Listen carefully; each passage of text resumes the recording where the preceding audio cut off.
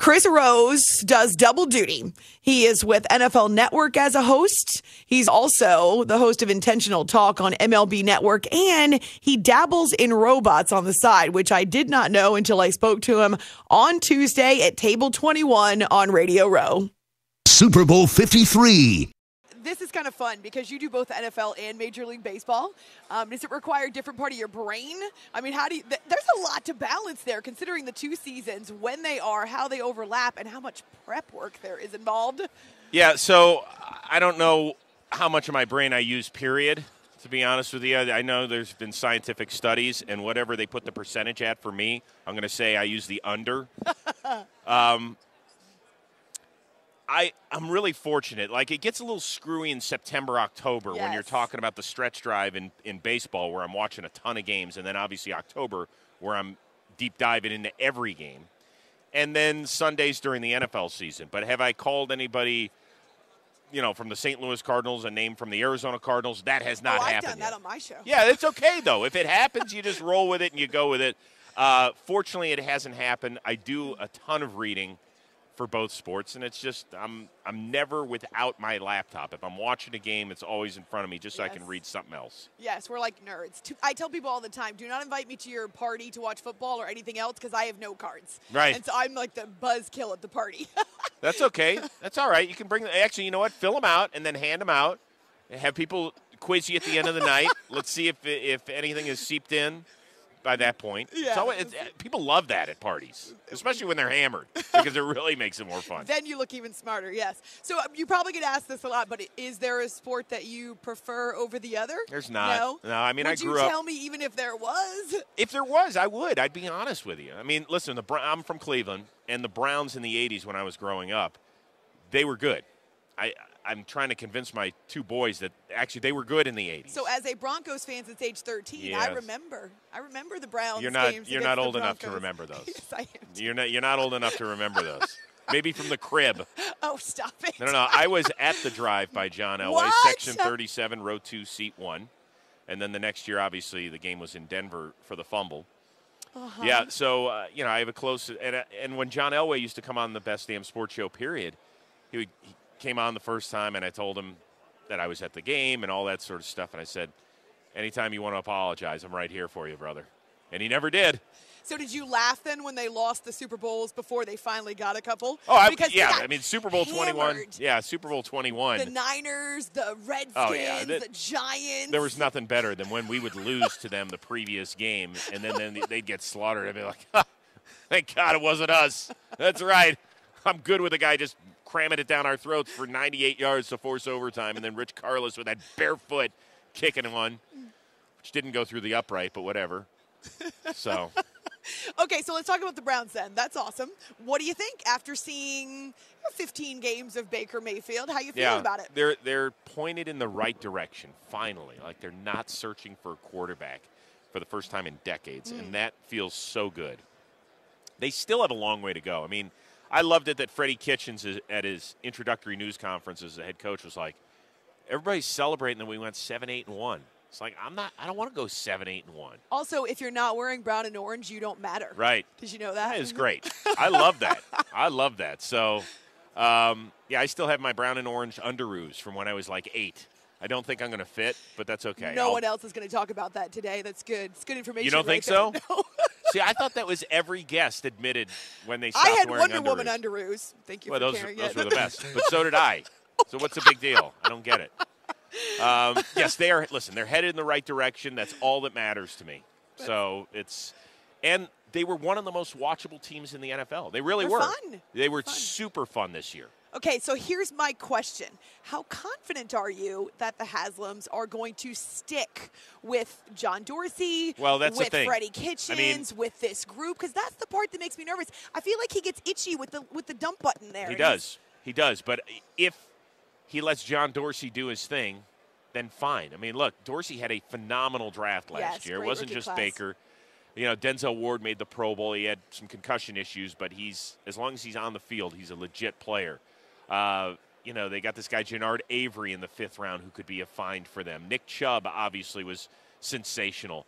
Antonio Callaway, who was a troubled kid out of Florida that they got in the 4th round, had some moments. So you get that many players that contribute as rookies, I mean, it's looking up. So let him evaluate talent. The two things a guy wants to do when he becomes a GM, find a quarterback, which he did, and hire a head coach, which apparently he's done.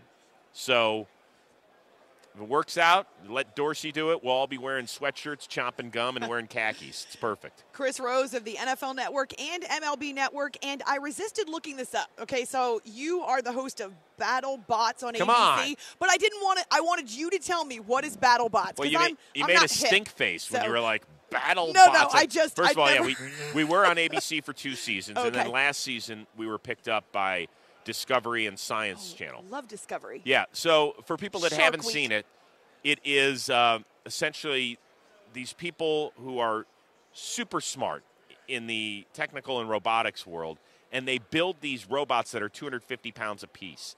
And for a 3-minute fight, the robots are fighting one another, and you're using remote controls to control them inside of a bulletproof glass cube.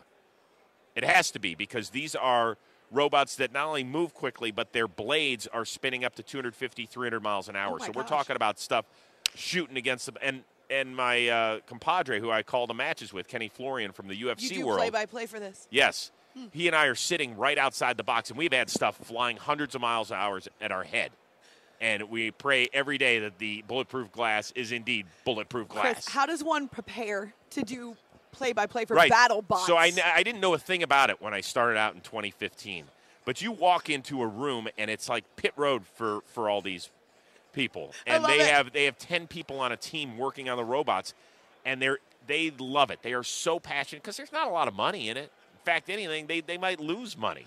And it's just such a passion project for them. And over the years, you kind of learn there's several different styles, fighting styles for robots, just like there are boxers or UFC Oh my fighters. gosh. It's crazy, but it is so much fun, and it's a blast. We don't take ourselves seriously, but we don't make fun of the actual humans. We might make fun of the robots or what happens to them, because if you see something catch on fire, get split in two, it's crazy. How can you not laugh at it?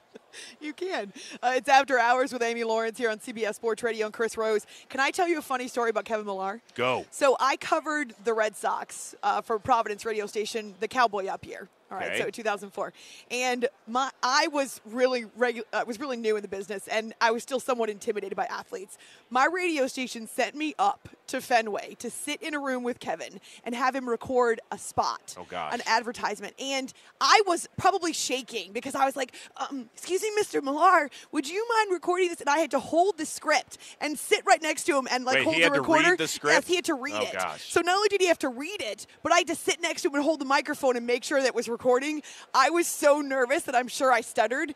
I mean, he did it like 3 or 4 times and whatever it was done. He probably doesn't remember that, but that was like my first experience. Well, how many with of the words did he Kevin get Millar. right? Let's start with that. I mean, he did it a few Once times. again, I'll take the under. Whatever number you put out, if you put out 2, I'll still take the under. Is he still as goofy? Yeah. I love Kevin Millar. That's the thing, and everybody asks. It's the number one question I get asked about. What's he really like? Like, that's what he's really like. That's who what he he's like is. with the Red Sox. I mean, I love him. We're like brothers, but there are days where I shake my head like, what's going on in your head, in your brain? I don't get it, dude. It makes no sense. But that's it, and that's why everybody, that's why he endears himself to so many Yes. people, just because Yeah. that's who he is. He's a goofball. He's the dad bod. Take my shirt off. I'm driving the kids around a boat. I'm homeschooling my 4 kids. I don't care. Maybe I'll make it to the show on time. Cowboy up, dude. Yes, Cowboy Up. They changed baseball. All right, so Chris, last thing. Let's do something like serious, right? Couple of factors in the Super Bowl.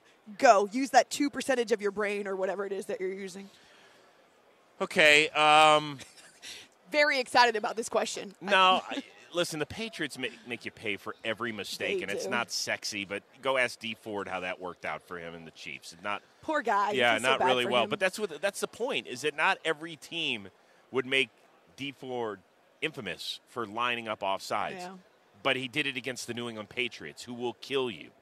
I could say turnovers or whatever. If Goff plays as well as he did down in the Dome, they're going to be right there. They're going to be right there. Now, Wade Phillips' defense has some experience with Tom Brady. they do. They do. So does Aqib Talib, which is weird. Yeah, and if they get pressure from Donald and Sue up the middle, it's great. But I don't know what makes you think that'll happen because the Patriots' offensive line, they'd be like, you're not allowed to touch that. You know, like I'm a parent, and, you know, my kids are older. They're now 18 and 13. But when they were little, I'd be like, you can't touch that. And I would just keep swatting their hands away. So that's what the offensive line does. You cannot touch that guy. That's Tommy. You cannot touch him. So and he's going to stand back there and do his "We're still here" It's amazing. It's you know, everybody's like, really? Is he that into it? Like, yeah. He told Tracy Wolfson everybody thinks we suck. So, yes, that's his deal. That's his deal. Chris Rose, NFL Network, MLB Network, thank you for a couple of minutes and some good stories. My pleasure. Anytime. Thank you. I hope that more people use more of their brain later today with you. Thank you, Chris.